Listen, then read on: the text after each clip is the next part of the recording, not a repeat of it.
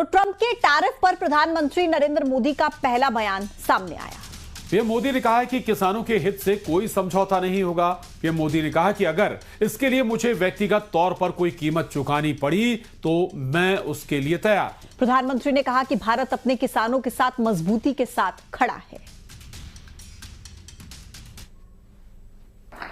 भारत अपने किसानों के, पशुपालकों के और मछुआरे भाई बहनों के हितों के साथ कभी भी समझौता नहीं करेगा।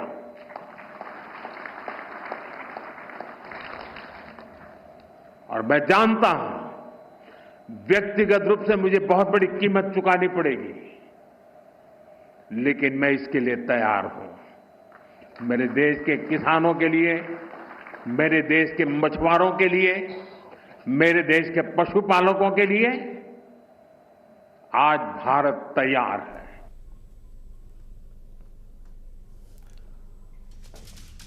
और इससे पहले ट्रंप से पत्रकारों ने जब भारत को लेकर सवाल पूछा तो ट्रंप ने कहा कि अभी तो सिर्फ 8 घंटे ही हुए।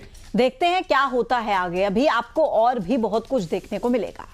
आपको कई अतिरिक्त प्रतिबंध भी देखने को मिलेंगे। It's only been 8 hours, so let's see what happens over the next. Yeah, you're going to see a lot more. So this is a taste of You're going to see a lot more. You're going to see so much secondary sanctions. Yes, ma'am.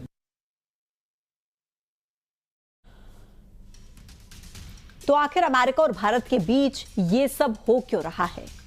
क्यों राष्ट्रपति Trump Bharat के खिलाफ होते नजर आ रहे हैं? चलिए आपको थोड़ा बहुत समझाने की कोशिश करते हैं। अगर टैरिफ बम से भारत और अमेरिका पर क्या असर पड़ेगा, सबसे पहले आपको भारत और अमेरिका के बीच व्यापार को समझाते हैं।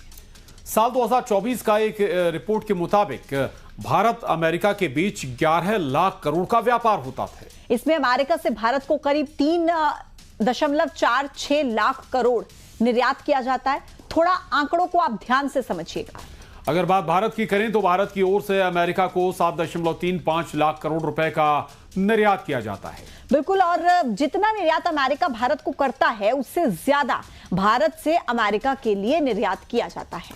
अगर आंकड़ों के लिहाज से देखा जाए तो यह आंकड़ा अमेरिका के निर्यात से डबल है। यानी कि अमेरिका की जो निर्भरता है वो भारत पर ज्यादा है, और ये इसलिए है क्योंकि भारत में चीजें सस्ती हैं। अगर इस पर टैरिफ लगेगा तो ये चीजें अमेरिका के बाजार में महंगी हो जाएंगी और इसका असर होगा। बिल्कुल, और अगर भारतीय चीजों की मांग कम हो जाएगी, इसका सीधा असर भारतीय निर्यात पर पड़ेगा। चलिए अब आपको यह भी बताते हैं कि भारत और अमेरिका के बीच आखिर क्या क्या आयात और निर्यात होता है। सबसे पहले बात अमेरिका की करेंगे तो अमेरिका से भारत कच्चा तेल, कोयला, हीरे को आयात करता है। वहीं भारत अमेरिका के लिए दवाइयां, टेलीकॉम डिवाइस निर्यात करता है। यह भारत के निर्यात के लिए एक बड़ा झटका होगा, क्योंकि अमेरिका अब भारत के फार्मा निर्यात का 30% से ज्यादा हिस्सा लेता है। इसके अलावा भारत अमेरिका से विमान और अंतरिक्ष यान के पुर्जे भी लेता है। उधर भारत से अमेरिका स्मार्टफोन, ज्वेलरी, कपड़ा लेता है। भारत के स्मार्टफोन निर्यात ने अमेरिका के इस सेगमेंट में 44% हिस्सा हासिल किया है।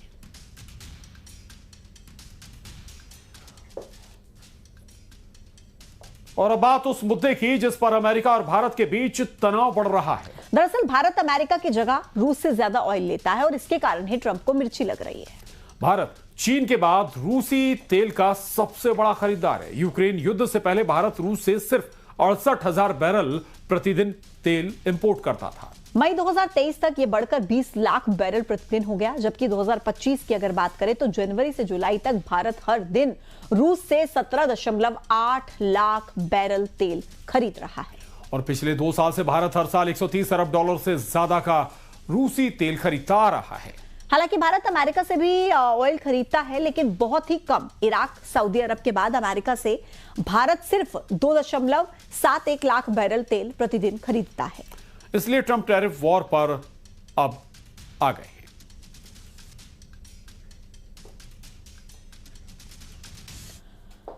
आइए आगे बढ़ते हैं। संसद से सड़क तक एसआईआर पर सियासी घमासान जारी है।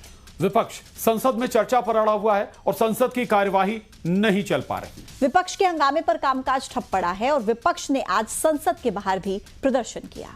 और साथ ही सरकार का कहना है कि नियमों के तहत भी बहस हो सकती है और विपक्ष को कार्यवाही में बाधा नहीं डालनी चाहिए।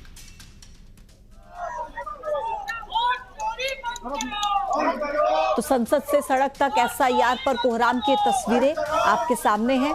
देखिए किस तरीके से पोस्टर्स लेकर संसद के अंदर और बाहर दोनों ही जगहों पर जमकर हंगामे की तस्वीरें सामने आई है। इसको लेकर सरकार कह रही है कि नियमों के तहत बहस हो सकती है, विपक्ष को कार्यवाही में बाधा नहीं डालनी चाहिए। राज्यसभा में भी एसआईआर पर कोहराम मचा, उधर लोकसभा के भीतर भी प्रदर्शन, कामकाज पूरे तरीके से ठप रहा। और इधर राहुल गांधी ने एक बार फिर चुनाव आयोग पर बड़ा हमला किया और कर्नाटक, महाराष्ट्र और हरियाणा में फर्जी वोटर जोड़ने और धांधली का आरोप लगाया। बिल्कुल, राहुल ने दावा किया कि उनके पास सबूत हैं और उन्होंने इसे सामने दिखाया। राहुल ने चुनाव आयोग से कई सवाल भी पूछे और बीजेपी की मदद का आरोप भी राहुल ने लगाया। कांग्रेस नेता राहुल गांधी ने फॉर्म 6 के गलत इस्तेमाल का भी आरोप लगाया। राहुल ने दावा किया कि चुनाव आयोग इस बारे में कोई सही जानकारी नहीं दे रहा है।